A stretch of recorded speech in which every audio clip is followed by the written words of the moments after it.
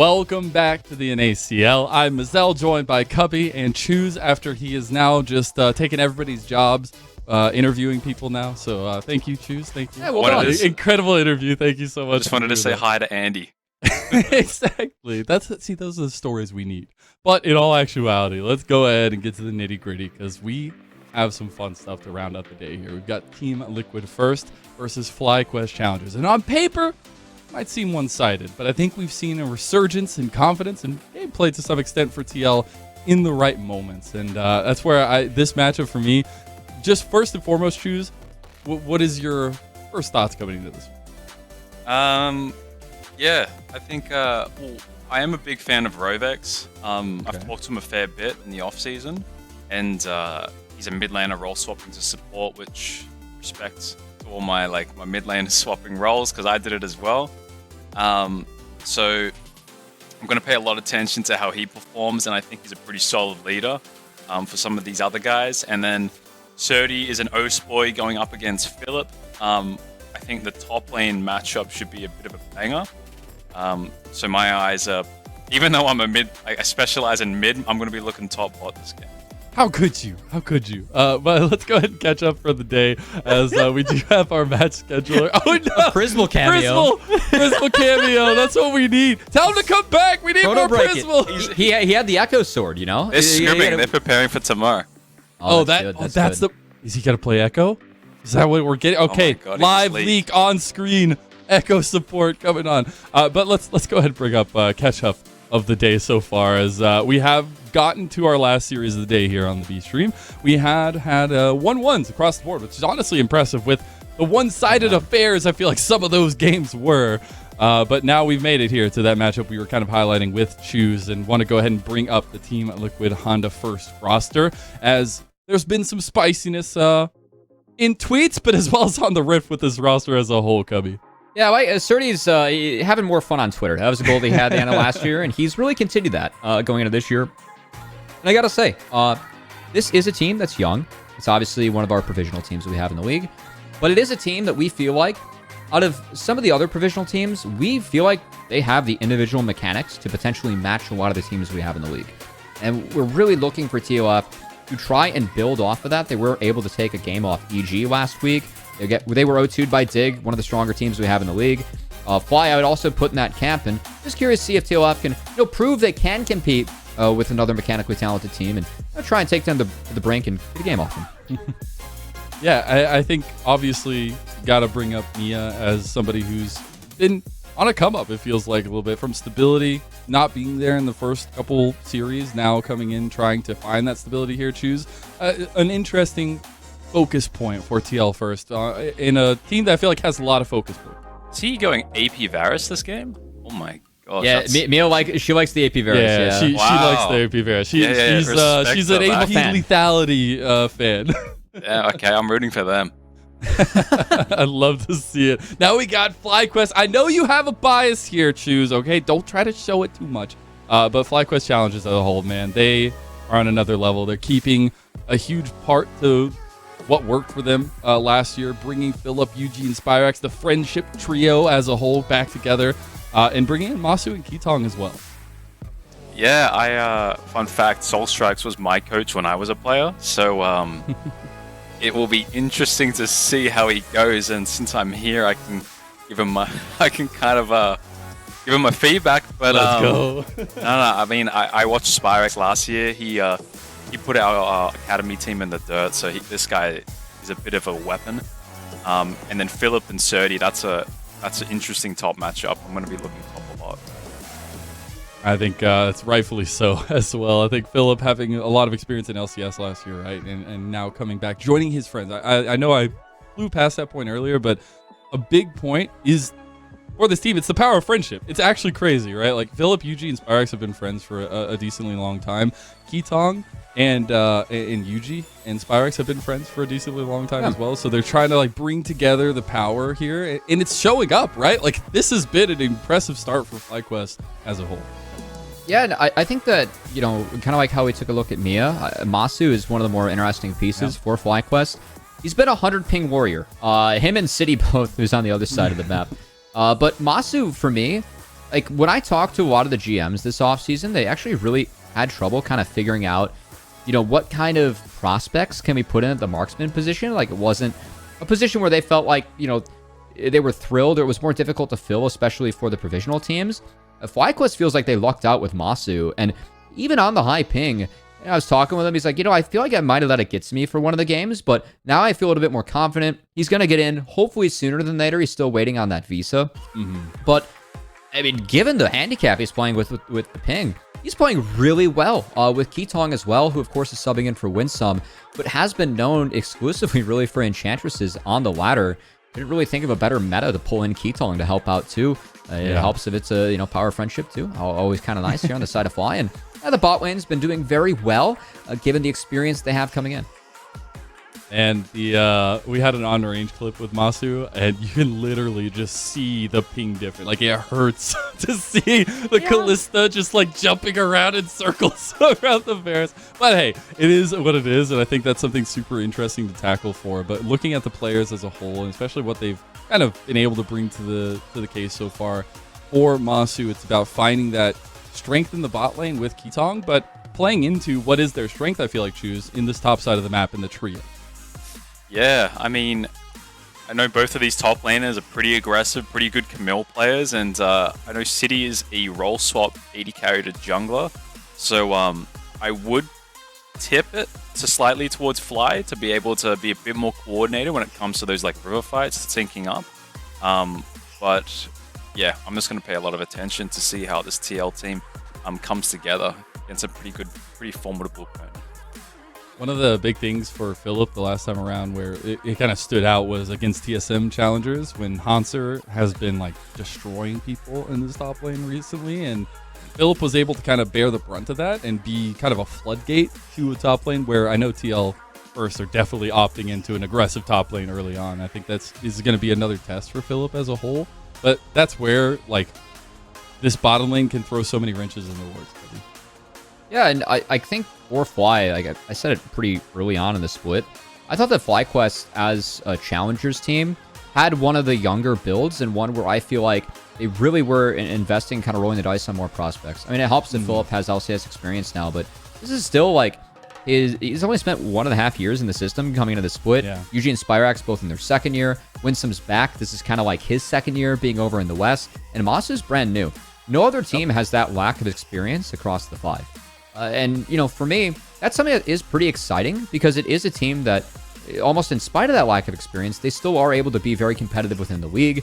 And seeing how they kind of change and adapt without Diamond being at the helm is also something that's going to really challenge these players to continue to improve. So it's an exciting roster for me to keep an eye on this split. And I'm really curious to see if, again, TLF can kind of match some of the mechanical abilities that we know that FlyQuest has.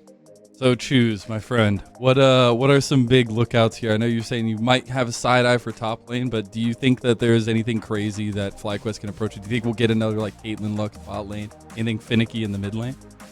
Well, I know Quitong is a big Yuumi player, so that's probably getting banned. More than likely. Big Enchantress fan. But that is getting nerfed, so yeah. I mean, I would be putting... yeah, like I said, I'm probably going to pay a lot of attention towards the top picks, seeing if Cassante is prioritized early to kind of nullify the aggression out of one of these top laners, if that's the way they want to go. Okay. But then also, I'm very curious to see how Ketong and Rovex go head-to-head. I don't know too much about the 280 carries, but I know a lot about these two supports. And I'm a big fan of mid laners that role swap, like Buzio on 100 Thieves now. Huhi, our current our current support. The OG roll swap? The OG roll swap. The OG roll swap. So, yeah, I'm keen to see how Rovex does. So I want to dive into that a little bit more, because you're talking about the support matchup a little bit more. What do both sides kind of bring to the table that is highlighted for you, that you kind of deem as the positive? I mean, for TL, there's a lot of role swap going on. We've got a role swap jungler, we've got a role swap support. So especially in like week 1, week 2 of like the league, you're probably still getting your footing. I'd be very impressed if like, they come out, we see like support syncing base with jungle, they're coming out with like the first set of wards, that kind of stuff where like they're a heavily coordinated team. The communication's there and they can start moving on. while I know like coach for Fly, Soul Strikes, he's for sure drilling that stuff in, and they've had a lot more time and a lot more experience playing their role to kind of like to gem and find those things heading into week 2 already.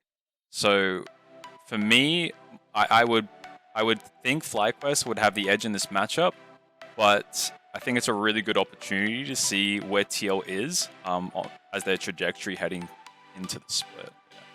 I wonder if we get more Rovex Pike or any more fun stuff in the bottom. It was also playing Sona the one time last week, so so huge stuff. Make sure you're spamming in the chat who you think's gonna win, TLF or FlyC for the respective teams. Right now, FlyQuest needs some support here, guys. But I do want to say, surprised are down. Yeah, but it's not looking good. It's not looking good.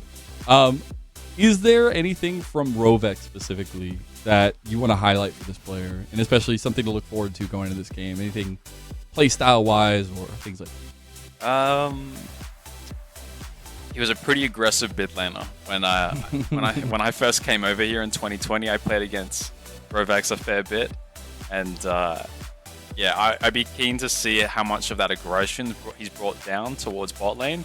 And a lot of people say with bot lane, one's the AD carry and support, one of them's a leader, one of them's a follower. I would look to Rovex to be the leader. So we'll see how he goes, yeah. All right, well, thank you so much, Choose. We'll check in with you after this game, and we're going to get underway here for FlyQuest Challengers, who are on the blue side for this first game, and TL First, who are on the red.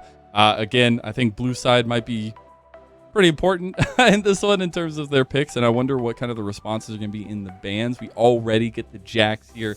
I would wonder if we get the Yuumi ban somewhere along these lines, and even the Maokai's, things like that we've seen all day long. Yeah, I gotta say, thanks for sticking with us during the pick ban. A little bit of a delay, but it's always nice to have Choose, and I can be able to pick his brain a little bit, which is really nice. Get some more in-depth discussion, as guess what? He called the Yuumi ban himself. He did. We get the Heimerdinger ban as well from FlyQuest, so try to take away all the spicy picks from Rovex. The Pike's still on the board, so never know. I don't know if that one here, but I do want to kind of focus in on what first priorities in picks, not just the bans, will be for both these teams, especially with FlyQuest having this first pick. I mean, Nami being taken away too. I gotta say, TL, this is a really interesting approach to the draft. We've seen a lot of teams just deny the marksman champion, right? Take away the Caitlyn, the Varus, the Ashe, the Lucian, the Zeri, like whatever they want to take off the board. But it's actually a focus on the Ketong and the support pool, which is a really different approach. Yeah, the Ashe obviously is something that's been so monumental right now in the meta for NACL as a whole. I think it just oppresses bot lane a lot. But this last ban for TL First is going to be really crucial to me, because I'm going to guess in all of this that Surdy is probably going to get the last pick. But there's still so much on the board, kind of like what you're highlighting. It is the Sejuani that's banned away. They really want them to first pick Maokai. So now this is about what can you get versus Maokai. And that, like, this is a choice that TLF is making. I really want to see how they respond. I think Varus is on the board. That's a high priority pick. But also, you can take a Zeri Lulu here if you wish. True. I would be interested in that, actually. But I would say that the Zeri Lulu obviously takes a lot of priority in terms of that scaling, but something we've noticed and wanted for TL First is early game priority. And Mia is going to be taking out the Varus yet again. And Mia really likes the Varus. Of course, you have 3 flexible build paths with it. Now, the hybrid deny does mean that if they want a really strong pairing bot, they're going to have to go for something like a Karma. But it could just be that trusty old Fiora here, 430. It's just the confidence pick. Okay, never mind. They're toying with me a little bit. I guess it had to be a Twitch hover here for the side of City, who... Let's go! Actually, so what Choose is saying, City being a role swap to jungle, actually, he was trying out for multiple roles in this offseason. He was in trials for jungle, AD, and support. So City was just really trying to find any way to get his foot in. I know from working with him at the TL tryout that I had the privilege of being a part of, he left a really positive impression on me. He was really trying to lead his team when he was playing jungle, and had some really good games. I mean, games were good enough to impress TL and sign him up for TL First. So I know that he had academy offers to go play AD, but really wanted to play with this squad and jungle. So really curious to see how that's able to pay off here moving forward. I like it. We do have our first responses for FlyQuest Challengers as they take the Jhin which at this point it's a meme, but it's probably going to happen. It's the Jhin support. Would love to see it actually in ADC, but it is what it is. As long as Jhin is played. I want the Jace. I actually really want this for Phil. This is a really fun matchup. Philip's Jace. Yes, okay. So, skill matchup. If you're likely that Surdy now opts for Ghost in this matchup to try and chase down the Jace in this lane. And of course, as you mentioned, that Jhin's still flexible. I do love this combo between Jhin, Maokai, and Chase. Your ability to do damage at range and then follow up with those deadly flourishes from Jhin. It's going to make things very lethal for TL, posturing around these objectives. Very vulnerable to getting picks. So Nautilus does give that point-and-click engage with a lot of the Enchantresses off the board. That is power and the ability to actually find a cohesive engage to what is shaping up to be a poke comp here for Fly Challengers. And honestly, if you can get that range of engage from the Maokai and just have so much around these objectives, that's just so deadly. And it's plain and simple, it feels like, for FlyQuest so far. We're getting the second phase of bans, the Soraka ban, so taking away some of the sustain that FlyQuest would be looking for. Etong's going to be on his last champ here. All the they just wanted to play Braum. They're asking for him to play Braum right now. Braum's pretty sweet. Into Varus, it's pretty dog with Jhin, but I was going to say, I don't know. Yeah. Do you want to continue that statement? Or? I'm a big Braum fan. I'm not a good player at all. Braum is actually... Braum is scary. Honestly, Braum's pretty good with Maokai. I would not hate to see Braum. It's a straightforward champion. If I can hit GM with it, anyone can. I'm just going to throw that out there. I don't know. You're selling yourself short. No, I am not. But while we have the jungler showing for FlyQuest and UG, going to be a focus on the bans. I like the fact they're taking out Vi, more of that point-and-click CC. I wouldn't be surprised here if we actually see something, who knows, like a Kindred taken away from City. Of course, does have that marksman background, was attempting to try out as an AD. It is something that can be played rather well into Maokai. But instead, it's going to be that dreaded Kassadin that no one wants to face. Which, honestly... Maybe we see a Rise coming out here for Aspect. Galio's still on the table. And I think Galio's pretty good with what Fly has at the moment. So I would love to see Galio. I think that'd be really, really good. I am wondering, though, I think something to take into account is, what City has played so far. He's played a very big plethora of champions. And now we're going to get another one added to the list as J4 joins the likes of Elise, Volibear, Kindred, and Kayn. So the list is growing here for TL First. So you can get flashes consistently out of Jhin, Jace, and even Maokai. So I think a lot of this is going to be about TLF trying to get summoner spells out and then trying to play the game very quickly from there. And of course, with Surdy blinding that Fiora very early on, you do now have the ability for the response for Aspect to be mid. Now, Unbench the Kench. Yeah, Tahm Kench being played here by the side of Etong. That is a lot of safety now from both Jarvan and Nautilus. That does give the carries of FlyQuest a way out of Cataclysm that isn't just Flash. So I do like that pickup from Fly. Yeah, I think it's a very situational, but it works so well. But if they pick Rise, they get Galio here. I actually don't like the Rise for that. Okay, well they do pick the Rise. So is the answer coming? I think you should run Galio here if you're TLF. Aspect's a very good Galio player. You can beat Rise, you can match how he serves, but also you can control the round warps with a Galio. So really want to see this coming out of TLF. Okay, we'll see if they do opt into that one. I would personally really like to see the Galio as well. Just because I think it matches a lot of the competition and strength that could go through for TLF just as a response as a whole. But it's the Victor that's locked in R5. The Victor's still vulnerable to the poke and a lot of the early game that can come from Fly. But if anyone's missing Flash, that Cataclysm combo into the gravity field is deadly. And this does give TLF a little bit more scaling and the ability to kind of deal with Rise and zone him away. I would have liked the dogpile composition with Galio for a lot of reasons. Just, go all out, but not going to be the case. Instead, we get the Victor, and TLF have a backdoor way to scale. And for FlyQuest as a whole, I think we've seen them, and I've talked to multiple members on the team, and it seems like they're all pretty much on the same page. They like to gain leads early. It's not necessarily the biggest priority. The biggest thing for them is closing out games when they have advantage. And yes, finding those advantages is an important part of that. But I think it's a little bit of a difference when you're looking at TL First, who a big mindset for them is come out, smash early game, figure it out from there, right? And I think we've seen some of that cleanliness from FlyQuest in later games, and now it's a bit of butting heads in terms of approaches into this game. I think that for TLF, I mean, again, if you get Surdy ahead, Choose was talking a lot about that top lane matchup, how, thinks highly of both the players we have up there. If we get Fiora ahead, that can be what breaks the game, can take over the side lane. So Yeah. it's definitely something to look out for TLF. But besides that, a lot of early game. And if TLF play fast, get flashes out, Jarvan has a lot of potential to be strong. Whereas Fly going to look to get a little bit of scaling under themselves before they kind of set up and have very, very powerful objective setups. With the Malachi, Jhin, Jace, that's tough to deal with. It's gonna be definitely tough. Unfortunately, though, we do have to make you wait a little longer, the audience. We have a bit of ping issues, as is expected, so we will be back very shortly.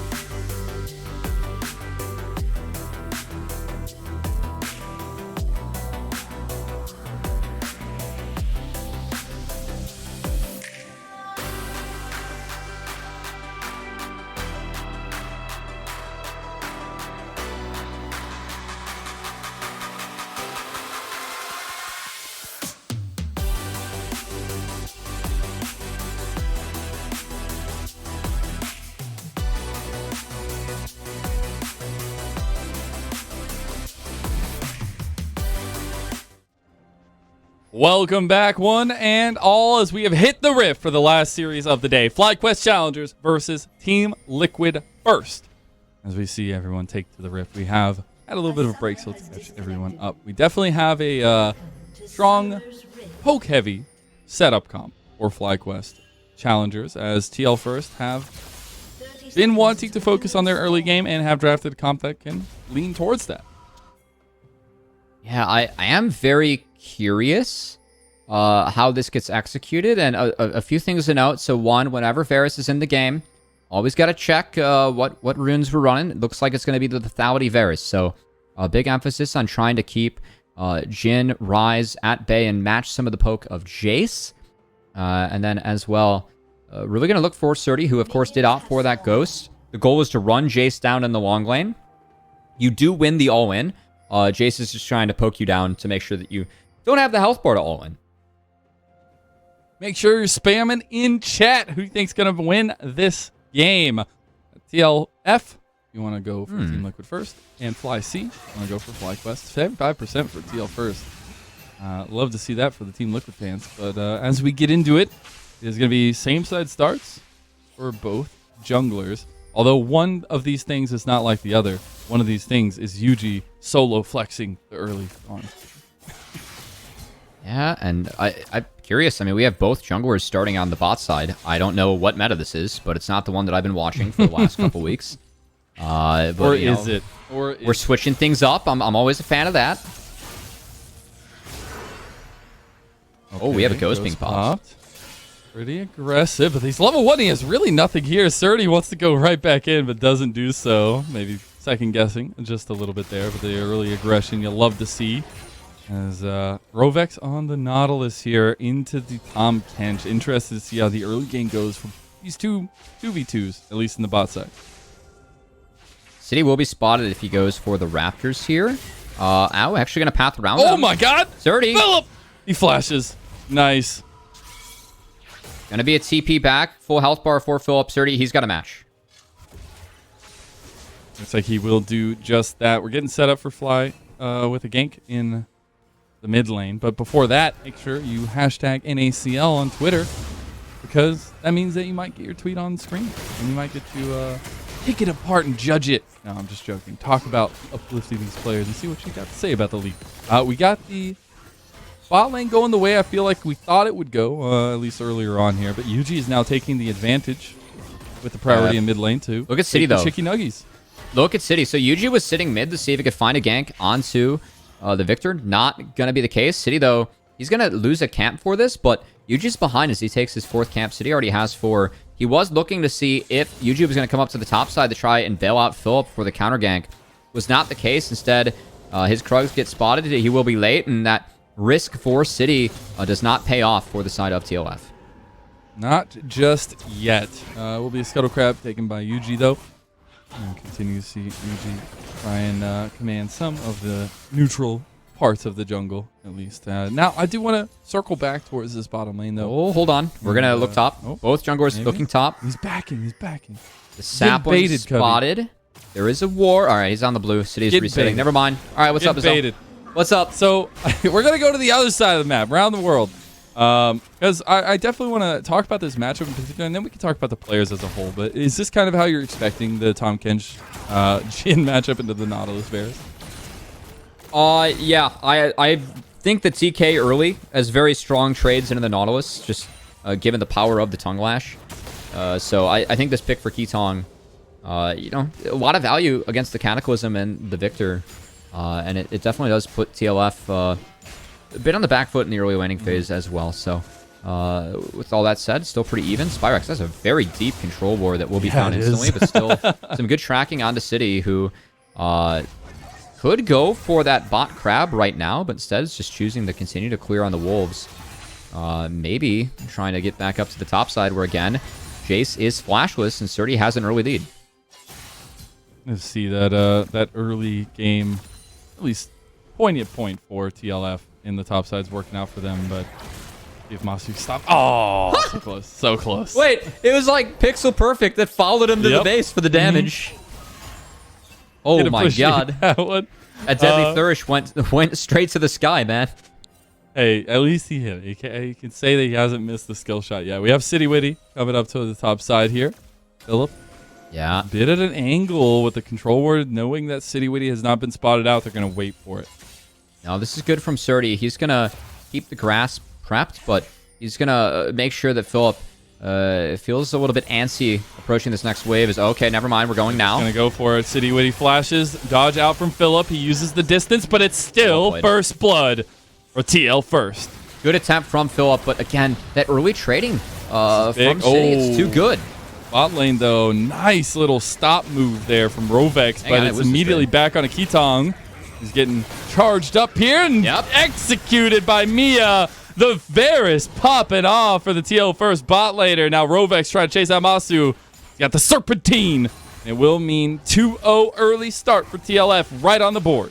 Love how Mia waiting out the shield. It's a little thing, but it was the difference in getting the kill. As TLF, again, this is a team where we feel like they have the mechanics to compete with the majority of teams in the league, and love seeing that early landing prowess coming out from some of them. Surdy making things very volatile early. City's able to punish the flash being down, and then bot lane, that 2v2 just goes way in favor of TLF. Is that Varus Nautilus taking away the Enchantresses, you know, not something we're seeing in the meta, but something that benefits TLF. Rovex loves playing those engagers. It pays off there. And we get to see that re-gank on the top side. Philip tries. Philip almost gets down, but not enough. Yeah, no, I mean, if City takes one more tower shot, he does go down. Again, City is on rather high ping himself, but Ketong, that W just didn't find the knock-up on the Mia. And Mia walks away, so then Rovex is blocking the Tongue Lash. So Mia cannot get stunned, and then we just wait for that shield to be down. Free pickings there as the piercing arrow connects. No flash out of Ketong to get out of that one, and TLF could start for the bot lane, could start for the top lane. What we were talking about earlier is what is important there for both teams. Mazel, it really is TLF getting off to that hot start. 2 lanes are up. It's working out so far. I think that early game focus is going to be the bread and butter of TL first, but first of all, love to see that Mia is getting some of the resources earlier on and finding the resources themselves in the bot lane with Mia and Rovex, who Mia a bit newer into the scene, but Rovex as well, but having been working through, the growing pains of the lane swap and everything, and making it to this provisional team is a huge step forward, I feel like. Rovex was someone, he won the second OQ last summer with Taco Gaming. Was a bit of a surprise, but the Pyke Draven lanes took off, and his Pyke play, given some of that mid lane experience, really did pay off. So we'll see if that can continue. At the moment, we do see Rovex actually leeching 6 off the mid wave. Very textbook at level 8. Mia's coming here as well. Should be Rift Herald. That is all TLFs. I can't see a way that Fly can contest this. Yeah, not going to be able to just yet, at least. I guess with this objective going down, I would love to see, exactly what Fly is doing right now, is trying to push down into this dragon maybe, or even these plates for Masu. They do at least get one of the plates here and a little bit of pressure on bot side. Doesn't look like dragon will be the case, so no trade in that fashion, but at least, trying to keep steady here, as that objective will go over to Team Liquid. Yeah, I mean, TLF played that correctly across the map, but I actually think they didn't need their bot lane. Like, their top side's already winning.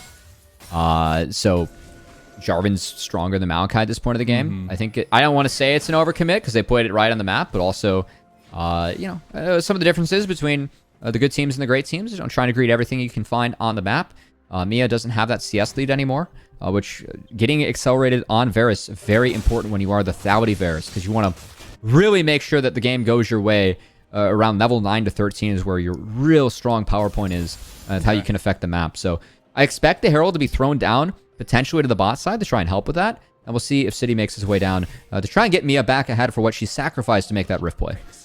So in the end for FlyQuest as well, I mean, I think they are top. still going to be okay. Yeah, it looks like Surdy's going to get all the resources. He's got to flash up again, but it's we're gonna keep that Jace down. I think it's a right call here.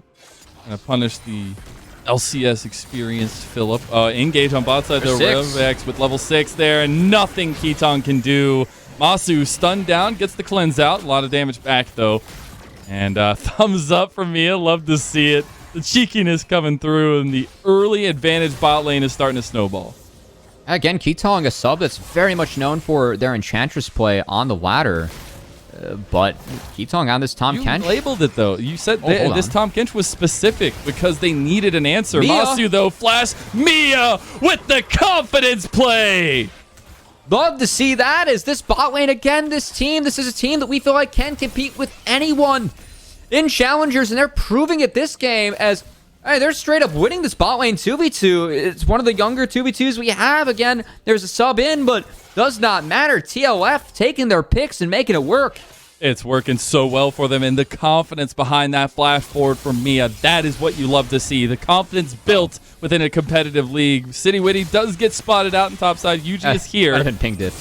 A little bit. And we'll see Surdy engaged on here. This is some trouble. Riposte doesn't connect. It's Surdy under tower. It goes down to Yuji. Get the Realm Warp up as well. Spyrex on the flank, and this is the power of friendship coming alive. City Witty trying to get away here, though. Oh, Shock Blast will not get it.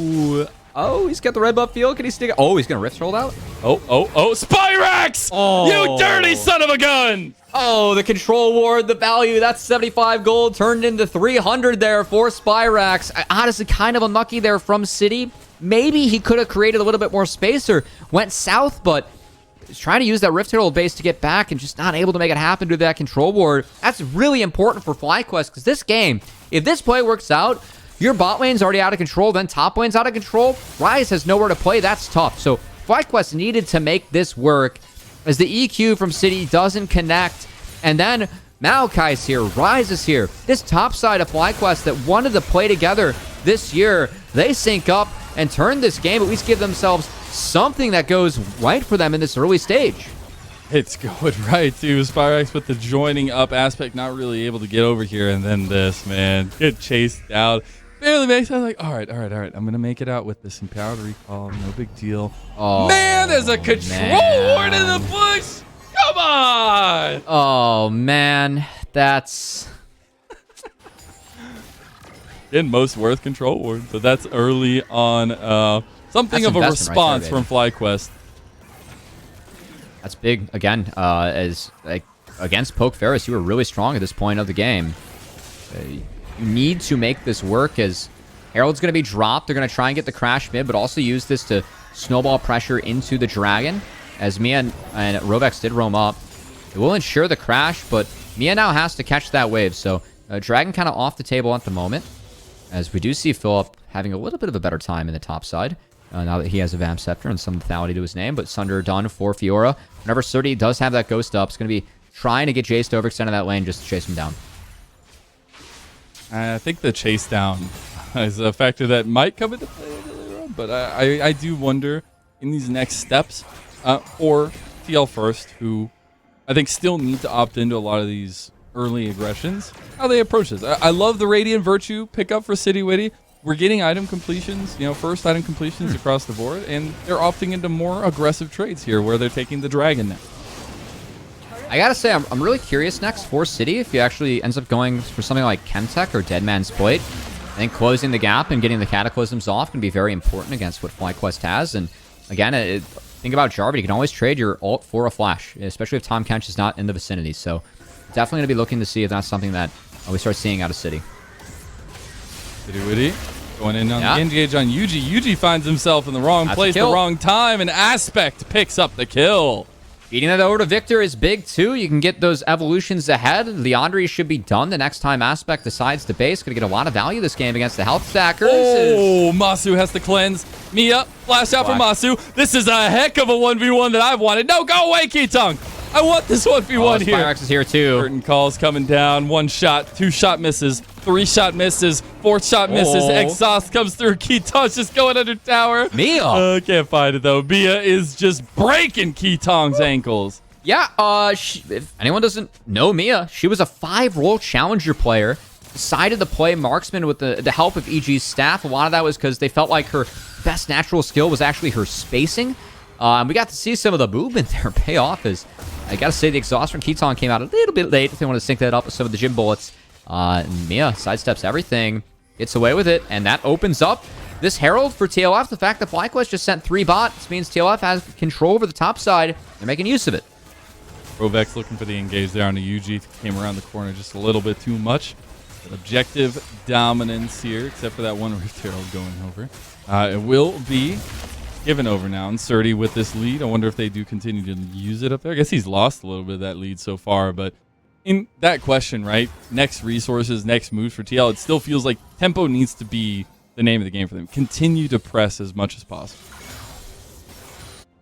I mean, like, when we think of TL's win cons right now, part of it is, using the Varus mid game.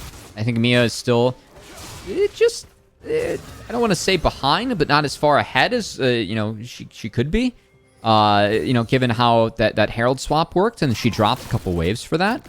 But the other one is making sure that Surdy's set up well in the side lane, and it does feel like Surdy, will be able to take over a side lane, whichever one he goes to. And you can see right now too, the hover onto Surdy with City. They might look here on the rise. They at least get a flash. They connect the combo.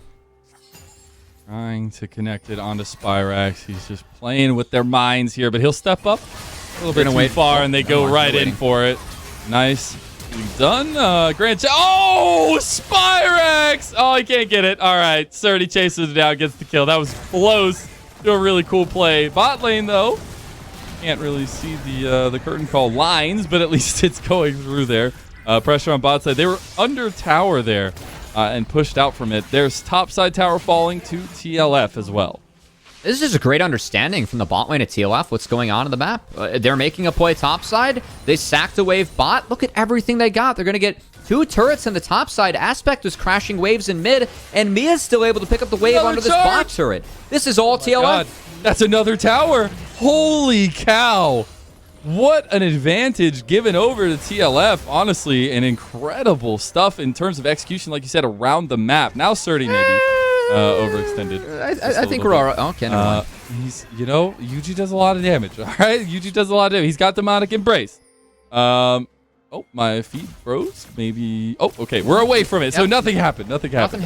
Philip, though, will take the side lane tower as a response, so they'll get their first tower in their own right here. And something I'm curious that the Ravenous Hydra start for Masu. Interesting.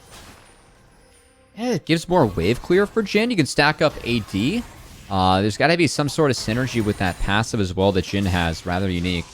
Must say, not as familiar with this one, but I have faith that Masu's mapped this out, as City gonna lose the Raptors, but at least finds Philip. We are a minute away from Dragon. Again, I think TLF, important for them to keep on stacking up these Dragons, and they have a nice job of keeping control right now. As Aspect's A-OK in the side lane. Spyrax is showing top. Honestly, with his posture, Spyrax will have that empowered TP up, but it does look like FlyQuest are trying to take over the top side of the jungle, which tells me they're going to seed this Dragon, realizing that they are not strong enough to fight at the moment. Not yet.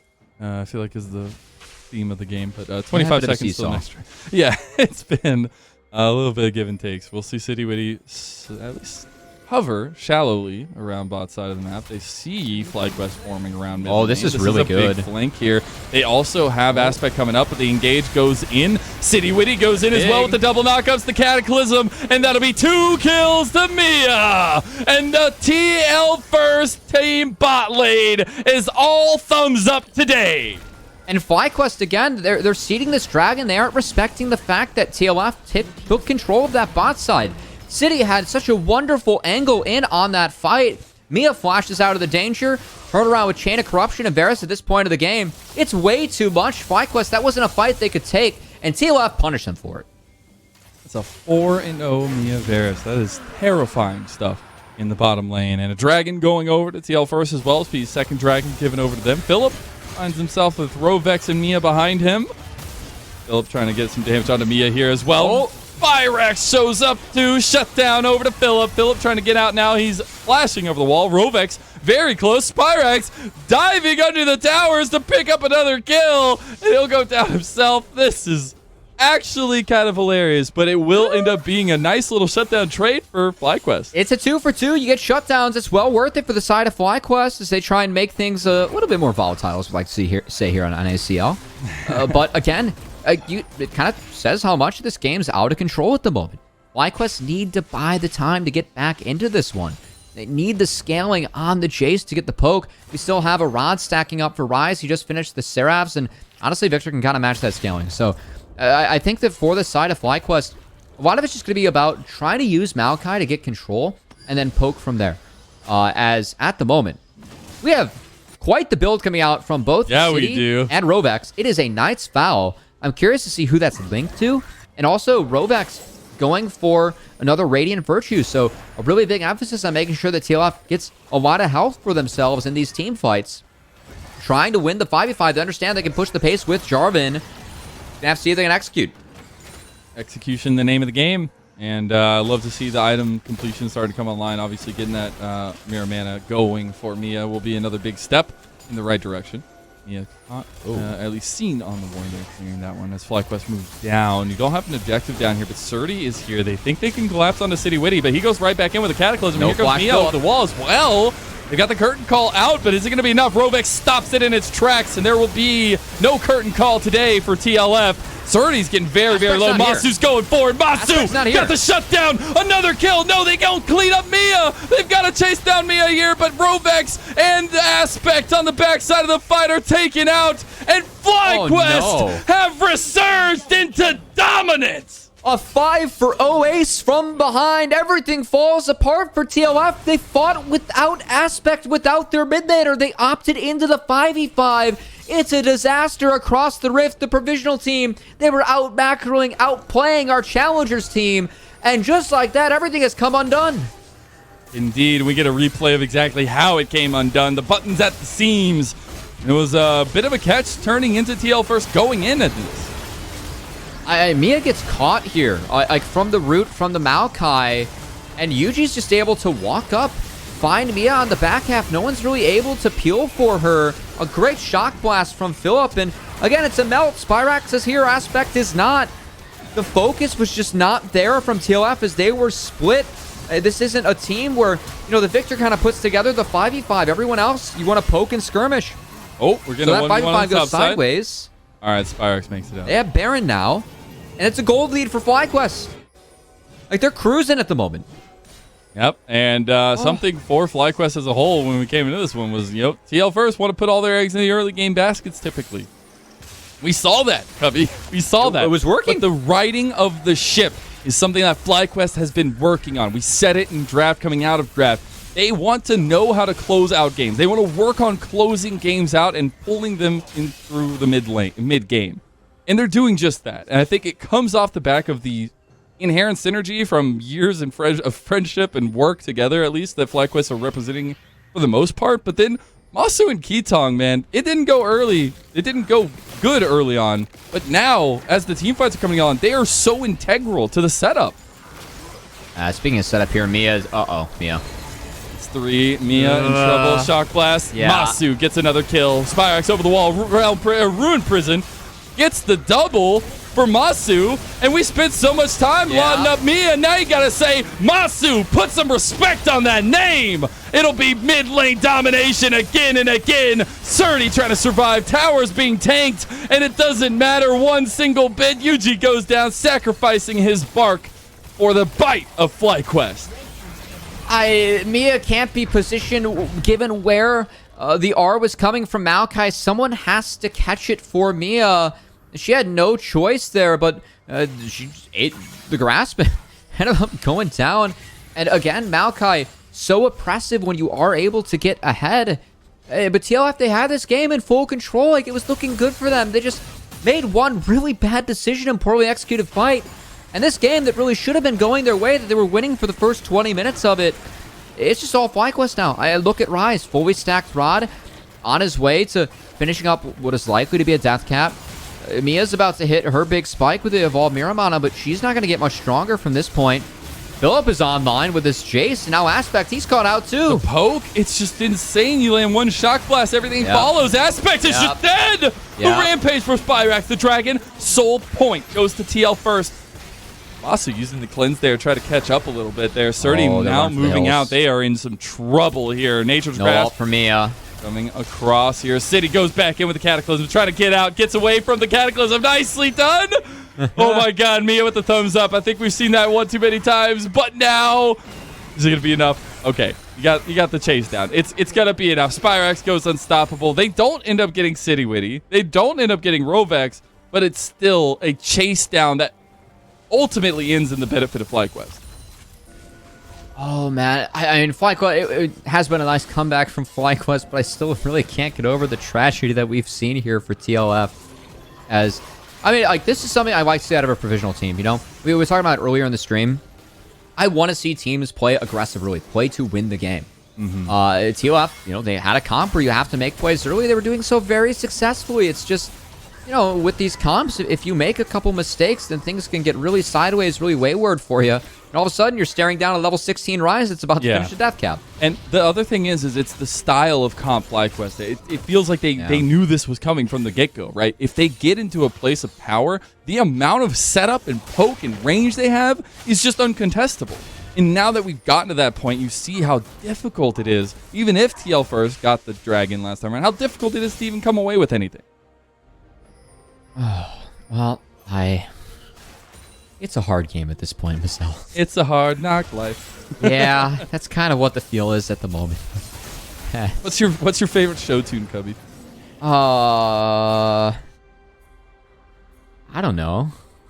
That you didn't respect that one, huh? You know, I think Wicked has great music. If we're going Broadway here, this kind of out there. This is out of the realm of comfort for me. That's where I like to be. All right, focus of comfort though for FlyQuest is in this top side of the map. They're looking to take that setup we were highlighting so well and move it into an inhib tower, potentially in the top side. Right now, it'll just be the tier 2 going down. I think they'll probably back away after that. But next setups are the back coming through for Philip, having TP available, needs to answer to Surdy, and the rest of the 4 going to continue poking and prodding the top side of the map. Well, disappointed dad sounds coming from Cubby. The game's so hard to win now for TLF. It's really just going to come down to Surdy splitting, but they do have ways to deal with him, just given the fact that there is a Rise. And we're going to see Surdy try and run for the hills, but this Rise is level 16. And once you get that last bit of damage on the Q, it's pretty tough to deal with. As nice side step there from Surdy. Will save his life, but so you can see all the control that exists for FlyQuest and how tough it is for TLF, and even a Fiora that's so good at split pushing to just function on the map. It's really difficult. And I will say star performance from Spyrax in the mid lane for FlyQuest. I feel like one of the big things I talked to Spyrax last week about. Yeah, one thing I talked to Spyrax about last week was like his biggest approach and what he wants to work on the most. And something that he said was a big kicker for him is in these matchups, a lot of times he gets stuck thinking about the matchup itself, the lane. What can I do in the lane itself? Not looking outside of it. But something in this game that I think is working is the fact that we're seeing what he does after lane, outside of lane, and that growth in this player from Maryville, the collegiate, come up here into the FlyQuest roster. Actually, Ryze, one of the first champs that he was actually really known for on Maryville. It was like back in the meta where everyone was playing tank Ryze with the Fimble winner. Yeah, it was like the full, like the blue build. Spyrax was still going full damage Ryze and melting people. That was Spyrax's start over at Maryville, and now year 2 at FlyQuest, still looking damn good. He really did save this game with the play top and the fact that he was at that big fight in the red side jungle for FlyQuest, and Aspect just wasn't able to get there in time as Spyrax did have the TP advantage, wasn't respected by TLF, and here we are. We're trying to flash onto Philip. Does get the Cataclysm out, but the flash traded both ways. So Philip, a little bit worse for it, but it's going to be just fine there as they're continuing to push this bot side and mid for FlyQuest. Dragons coming up about 25 seconds. Don't think TL First have anything to say about it, but it would be a soul for them. FlyQuest, you got to believe that with Baron, there's no way they're going to let TLF... The one thing that could get him back in this game. Oh, the Prowler's Claw, Mia. Love it. Here for it. Appreciate it. So I like Prowlers for the extra movement. I don't know how well it can be used. It's Surdy trying to get the last vital. Oh my god, Surdy? Nice. Got a lot of damage from Spyrax. Spyrax is the difference maker here, but they got him. They got the one. They got the Grand Challenge healing, but Spyrax going to get out with his Realm Warp. The safety card is always there. But wait! Surdy has chased him down. Okay, the Rune Prison doesn't come out there to stop him. I don't think he has post. Yeah, he goes through. Oh, Surdy! That's a bit rough. Spyrax is now dominant on this map. He'll get his quick back in. And honestly, that's huge. They got Soul. Oh my god, no way. They got Soul off this. The distance! It was all set up, and easy does it. Yuji picks up another kill. But because FlyQuest committed so hard, they did give up Soul, at least is something for TLF. So I do respect Surdy for making that play and going for it with Aspect. It is now a Soul on the table for TLF. It's just how much longer can they survive? Can they even make it to the next Elder, let alone the next Baron, given the strength of FlyQuest? Spyrax is a one-man army in the top side of the map now, needing to be dealt with. Yeah, he's level 18. It's really rough. One hit will do so much, and you even see the auto attacks onto the towers here as TP now coming through to save the minion, at least to save the tower going down. It will be both inhibs at least, maybe. Oh, City Witty going in, but he's immediately taken out. Actually survives. Philip eaten up by Keetong. That's really big. They gotta try. Mia tried to flash for the piercing arrow, doesn't find it. Keetong needs to get out of there. He's gonna be some fried catfish, and the arrow from Mia pierces his heart. Aspect TP, they're going to keep on running down the lane, seeing what they can get. There's no objectives up on the map, but they're going to keep on chasing this. The Chem Soul is a little bit of that extra give to it for TL as they chase them down, but love to see that there's life left in TL First, and maybe it wouldn't be their win condition to not win the early game and not close out the game, but here they are, trying to find ways to fight back, and I think the itemization, Surdy on the side lane, going to be a big key to that. I mean, again, props to TLF. They made a huge mistake that, really turned a game that was won or was winning into one that's really tough to come back from. But they're still pushing and, Surdy going for that play on the side with Aspect. Again, that did open up a Soul. I mean, this really is their only win con at this point. Picking up Chemtech Soul and then trying to flip an Elder. So it's tough to take terrain back from Maokai, once Maokai gets ahead. But we will see if TLF can continue to make some decent decisions and at least keep a competitive game. I think looking at the levels of everyone on the side of Fly, it's still going to be very difficult as Mia. Do not approach this wave. I love the itemization here from City Witty. I don't know about, I don't know anything why, most of the reason why, but I love it. I love the TL First approach here. I'm wondering if they can kind of turtle up for this last little bit as a push from FlyQuest with... The adaptive helm is wild. I gotta say that's the one. You're wilding? It's wild. That's one where I don't know them. I gotta do some. I don't know this. I don't know the math. I don't know the numbers. What do they mean? I know that helps with magic damage, and Jarvan Oh my does not God. do magic damage. He so. is almost dead. That curtain call is going to actually do a lot of damage City's right gonna now. Surdy's on the back end here. I think they do realize it. As, now they'll move away. They're still trying to wait for the wave. They've got double super minions crashing in the top side here as 2 waves have stacked up. Something that they will have to deal with. Mia's still doing so much damage with the poke. Oh, City Witty! 1 arrow connects, but City's down. Sacrificing his life. Will it be enough? Aspect getting low. Surdy is now into the fight. The grand challenge needs to go through here. If they can get the healing, it's a front to back. The TL first are actually winning. The double knockup here as well. And TL first have resurged themselves. It's the double comeback. And TL, they got to save the base. The Victor's on Vine, and, you know, it was a sack for City to go in and die, but that was the combo we talked about. The Cataclysm, plus the Gravity Field, plus the ult from Victor, that melds to the side of FlyQuest, and the fact that TLF, you know, they have access to the Soul. They're actually managing to make this a competitive game. This game's starting to get wild, man. It is a wild one. We've had our fair share today, but this is exactly where I wanted to be. We got Baron coming up in about 15 seconds, but let's go ahead and take a look at that fight. So the poke for me is adding up. You're able to match the poke a little bit from Philip, and then this is just the full send. You find 3. Flashes have been down because they've been fighting a lot. That was a beautiful Nautilus ult on top of it from Robex too, and then look at Aspect. He's able to actually play this fight out front to back. And the damage from Victor at this point, you know, especially when you throw on, you know, MTech Soul as well, just more damage across the board.